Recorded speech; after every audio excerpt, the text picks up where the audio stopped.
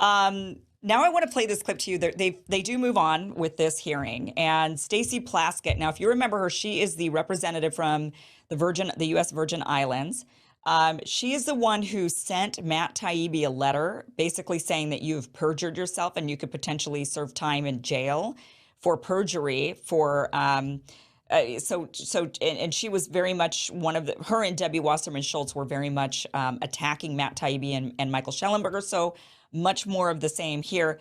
Obviously, what they're here to talk about is completely lost on her. You know, there you have RFK Jr. saying, we've got to get back to, a better place in politics. We have to hear each other out. Not, censoring is not helping us. It's not depolarizing the country. This is just not a good thing. And that is obviously, the entire idea is completely lost on her. This is a little snippet of what she had to say. But more importantly, again, I go back to just the fact that we are creating a platform for this kind of discussion, not about the censorship, not about free speech, but the content of some of that speech that we are amplifying in this room. I can't believe we're platforming these people and amplifying the speech. So she's saying what we need to censor. We should be censoring. She also later went on to say, by the way, that she's appalled her Republican colleagues intentionally chose to elevate this rhetoric to give these harmful, dangerous views a platform in the halls of the United States Congress. She said there's no doubt as to why they're making the choice. It's not to guard free speech or to ensure equality for all. All of this is to show us by their conduct over and over again that any attack on Joe Biden to get Donald Trump back in the White House is what they need to do. That was what she was claiming here. Now, I hate to subject you to this, but I have to. I am so sorry. I have to subject you to this. But this is Debbie Wasserman Schultz attacking RFK Jr. and basically misrepresenting his comments that he had made that really made a lot of headlines, claiming that he was saying that COVID was bioengineered to help Jews and Chinese and go after whites and Africans. And so I'm sorry, I have to subject you to this. Watch this. I'm sorry. Mr. Kennedy, you're well educated. So yes or no, please. Are you aware that for centuries, Jews have been scapegoated and blamed for causing illnesses like Black Plague and more recently COVID? I am. Those are known as blood libel, and they are one of the worst and most disturbing parts of human history. Good. I'm glad to know that. Of course, that you acknowledge that. Of course, it's true and well documented that this pernicious form of anti-Semitism led to centuries of discrimination, even horrific pogroms and massacres, and it still fuels deadly violence today. Yet last week, you floated a baseless conspiracy theory that the coronavirus was bioengineered to target Caucasians and Black people, but to spare Ashkenazi Jews and Chinese people. Mr. Kennedy, your bizarre, unproven claim echoes that same historic slander of labeling Jews and Chinese people as a race, and that Jews, and in this case Chinese people, somehow managed to avoid a deadly illness that targets other groups for death. You do see that, yes or no? You're misstating. No. I quoted what you said earlier, and it is directly what you said. So just ask me yes or no. I was describing an NIH-funded study. No, you didn't cite any. I was describing an NIH-funded study by Cleveland Clinic scientists.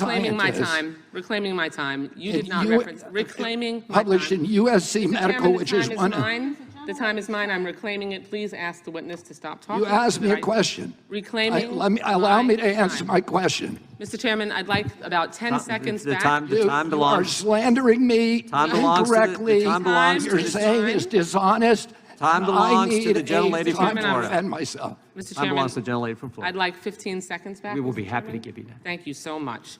You did not cite any study like you are citing here now during that conversation. You referenced no study at all. You simply labeled Jews and Chinese people as a race, and you also said that somehow they managed to avoid a deadly illness that targets other groups for death. You don't see that? You're trying to rewrite history here. A few months ago, Mr. Kennedy, you compared COVID public health policies to barbaric, murderous tactics of Nazi Germany, saying that Jewish people in Nazi Germany had more freedom than Americans facing COVID health restrictions.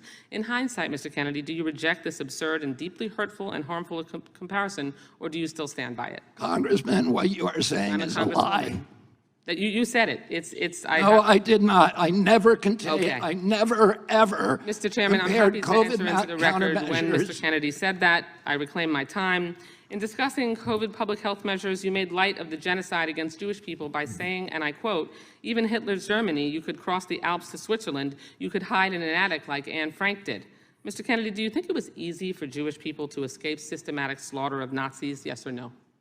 Absolutely not. Okay, good.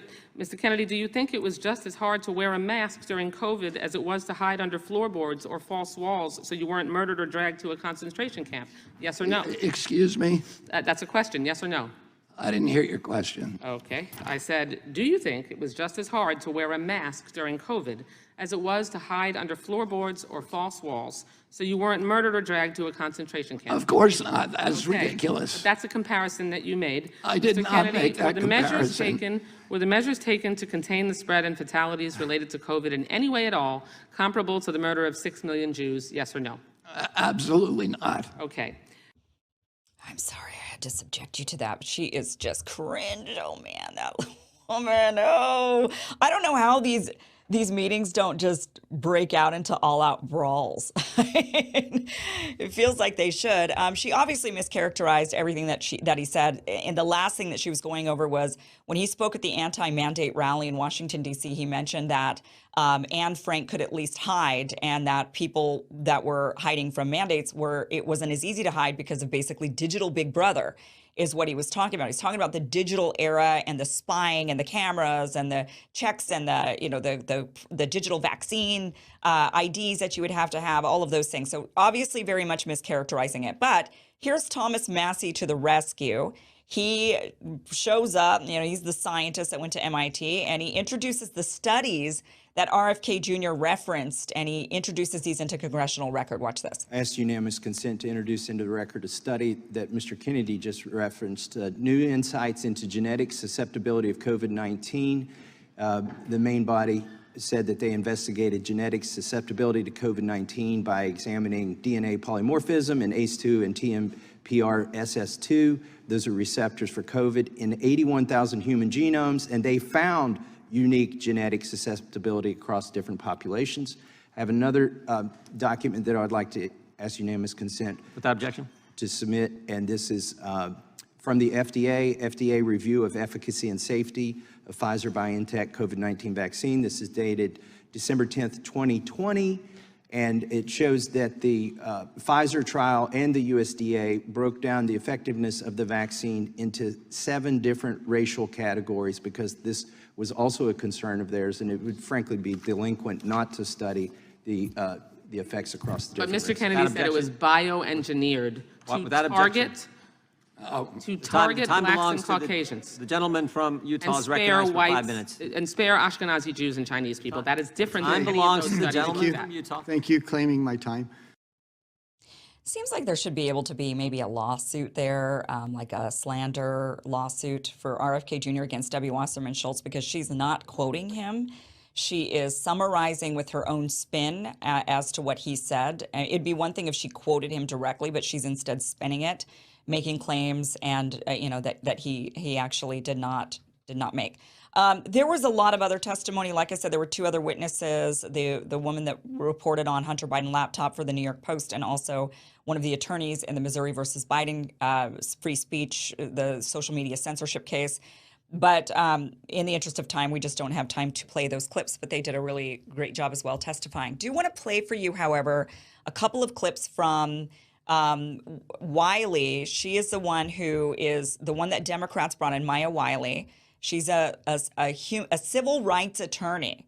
And here is a civil rights attorney essentially arguing on behalf of Democrats that censorship is something that should happen for the protection of people. And this is always the excuse they use, is we must censor because if we don't censor, then we're going to be infringing on the rights of others, because others are going to be harmed, or others are going to feel bad, or they're going to be targeted, and that infringes on their rights. And so therefore, we need to protect those rights by taking rights away from other people. And that's essentially the argument that Democrats make by and large. But here is a clip of Representative Stewart asking her if she agrees with whether or not whether or not she thinks the government should be in charge of this. So watch this clip. We agree the government shouldn't be responsible for restricting views that the American people are exposed to. We agree on that, right? You wouldn't answer it at first, but it's clear that you do agree with that. That's a different question. Okay, so to my question, do you agree with it or not?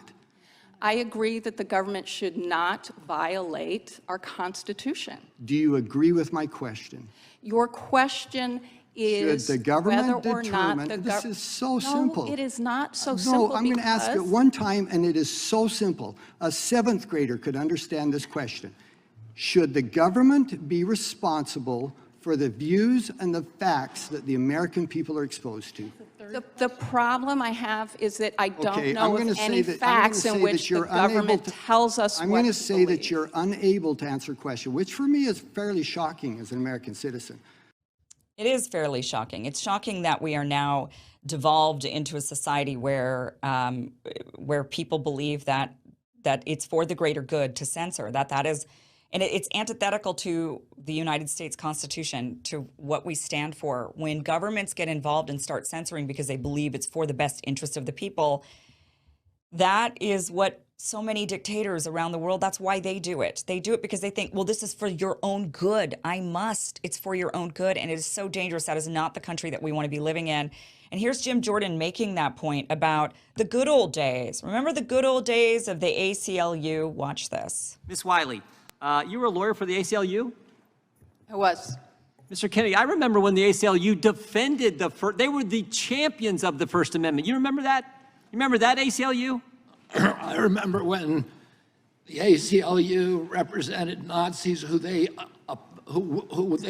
were appalled by. Appalled, disgusted by, and yet they would defend the crazy things they said, right? That's how much the First Amendment meant to them, right? Exactly. Exactly. I remember those good old days as well. I remember being a young elementary school student in the state of Idaho, where there was literally a neo-Nazi camp and a bunch of neo-Nazis in the state, and everybody was very much against them. They wanted to have a parade, and they were allowed to have the parade. No one went to the parade, but they were allowed to have the parade. And I remember asking this question of my father, of my teachers, why are we allowing this? You know, all of us young kids sitting there appalled that Nazis would be allowed to march in a parade in our streets. And they said to us, because of the First Amendment, they're allowed, they have their free speech right. We might not like it. We don't have to go to their parade, but they're allowed to do it because of the First Amendment. And we, little children, not understanding, very much like Maya Wiley, clearly not understanding, reverting into our little like lizard brain emotions and saying, you know, but we shouldn't allow this. You know, as children, where are we? We shouldn't allow this. This is wrong. This is terrible. This is bad. And the adults who had better insight than we did as children, the adults who understood the importance of free speech said, we know, kids, we know that this is appalling. We know it's abhorrent. We know that we don't agree with this, but we must allow it because you don't want the government stepping in and silencing you, thinking that because they determine from their morals that you're wrong, because one day it's going to be you. If it's them today, it'll be you tomorrow, and you don't want it to be you tomorrow. And the great state of Idaho protected that free speech of those neo-Nazis. I know a lot of people want to look at Idaho as a red state. Oh, well, they supported it. No, we did not. Nobody in the state of Idaho supported that, but they were allowed because Idahoans supported free speech. And it's appalling that these days, and I get it. I get the emotions. I get you feel like I'm doing this for the greater good. We have to protect people. We must. It's going to hurt people's feelings, or what if other people agree and they join in? And, you know, those parades did not swell. Those parades did not get larger. People did not join in on those neo-Nazis. In fact, they went away. We allowed them to march the streets, and ultimately everybody ignored them and they went away. You cannot be afraid of bad ideas, thinking that your fellow Americans are going to be sucked into those bad ideas. You have to have faith that you've given them a good education, that you've taught people, that people can make up their own minds. You have to believe that your fellow Americans are not idiots. I mean, but, you know, a lot of people, they don't believe that. They believe their fellow Americans are idiots. They believe that they must tell them what to do. Otherwise, they're going to make bad decisions. And that is, unfortunately, where we're at with so many in the government right now and so many of our leaders. I mean, to hear our leaders defending censorship, that is something that little children are supposed to be doing because they're emotional and they can't understand it, not our congressional leaders. But this is where we're at today, and it is very dangerous. We are on a dangerous path right now with censoring ideas, good and bad. None of them should be censored, no matter how much we want to.